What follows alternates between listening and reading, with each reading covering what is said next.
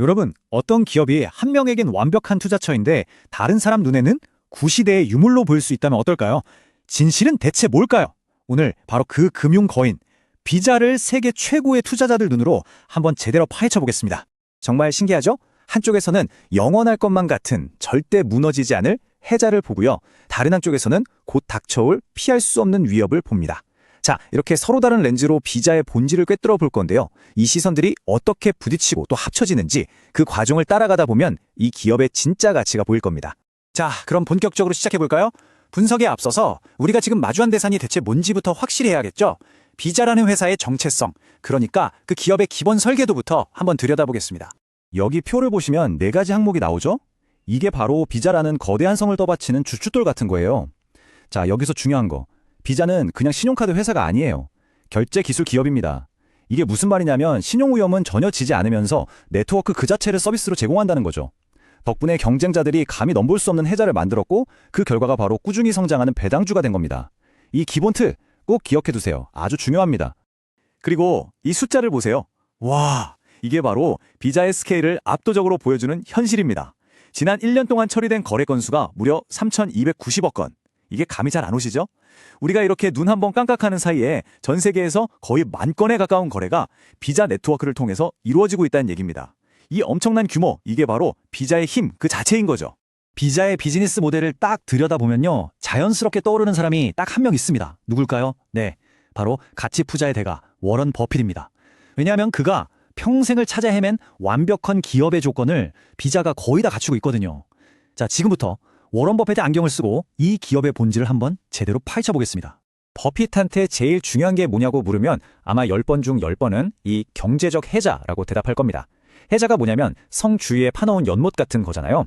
그러니까 아무나 쉽게 넘보거나 흉내낼 수 없게 만드는 강력한 방어벽인 거죠.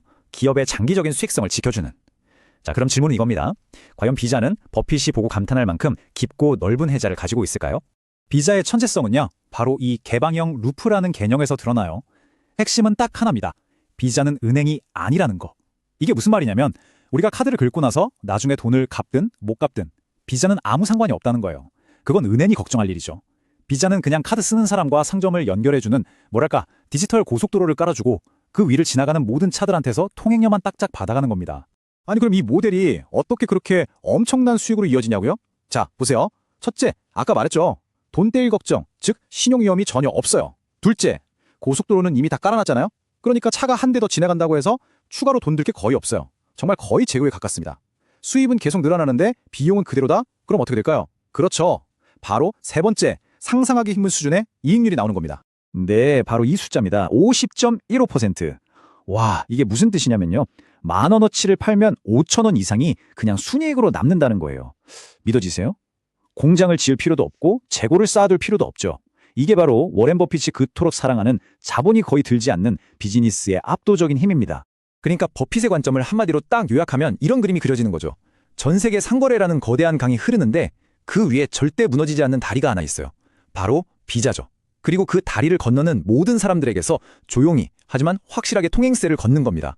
아마 버핏 입장에서는 이보다 더 완벽한 사업을 찾기는 정말 힘들 거예요. 자, 그런데요. 이렇게 완벽해 보이는 버핏의 시나리오에 과연 그럴까 하고 태클을 거는 목소리도 당연히 있겠죠. 바로 냉혹한 거시경제의 현실, 그리고 모든 걸 뒤집어 엎으려는 기술 혁신의 거센 파도입니다. 지금부터 이 2개의 창으로 버핏이 쌓아 올린 철옹성을 한번 공격해 보겠습니다. 첫 번째 공격수는 바로 규제입니다. 버핏은 비자의 해자가 튼튼하다고 믿지만 현실주의자들은 정부가 가만히 있을까? 라고 묻는 거죠. 생각해보세요. 만약 정부가 나서서 카드 수수료 너무 비싸! 내려! 하거나 이자율 상한선을 정해버리면 어떻게 될까요? 당장 카드 발급해주는 은행들이 힘들어지겠죠. 그럼 결국 비자 네트워크의 성장에도 브레이크가 걸릴 수밖에 없는 아주 치명적인 위협이 되는 겁니다. 자, 두 번째 공격수는 기술이라는 이름의 파괴자입니다. 버핏이 그토록 자랑하는 거대한 네트워크? 기술 혁신가들은 코웃음을 치죠. 그 네트워크 그냥 건너뛰면 되는데 하면서요. 대표적인 게 바로 미국 중앙은행이 만든 페드나우 같은 건데요. 이게 뭐냐면 그냥 우리 은행 계좌에서 가게 사장님 계좌로 돈을 바로 쏴주는 시스템이에요. 이렇게 되면 비자 같은 중간 다리는 아예 필요가 없어지잖아요. 설 자리를 잃을 수도 있다는 무서운 얘기입니다. 물론 이렇게 공격만 당하고 있을 비자가 아니죠. 비자도 강력한 방패를 꺼내듭니다. 야, 우리가 그냥 돈만 옮겨주는 파이프인 줄 알아? 하면서요. 바로 여기 나오는 4가지 핵심 가치입니다.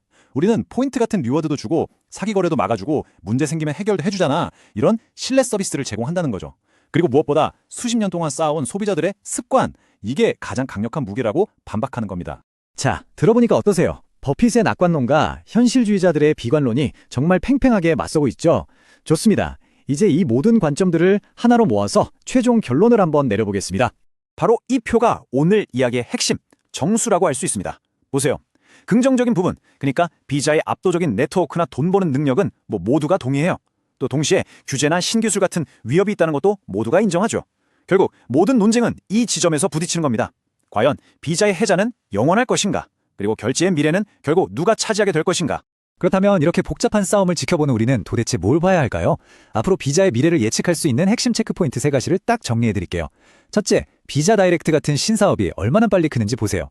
둘째, 계속 뉴스에 나오는 소송이나 규제들이 실제로 어떤 결과로 이어지는지 확인해야 합니다. 그리고 마지막으로 스테이블 코인이나 계좌이체 같은 신기술들을 적으로 만들지 아니면 똑똑하게 파트너로 끌어안을지 그 방향성을 놓치지 말고 지켜봐야 합니다.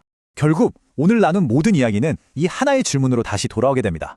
비자, 의심의 여지 없이 지금 현존하는 가장 강력한 경제적 해자를 가진 기업 중 하나예요. 하지만 이렇게 모든 것이 빠르게 변하는 세상에 과연 영원한 성이라는 게 존재할 수 있을까요? 워런 버핏이 말하는 영원한 성과 기술 혁신가들이 외치는 무너진 장벽, 그 사이에서 비자의 해자는 과연 앞으로 더 깊어질까요? 아니면 서서히 메어지게 될까요? 그걸 지켜보는 것, 그게 바로 이 거인을 마주한 우리에게 남겨진 가장 중요한 숙제일 겁니다.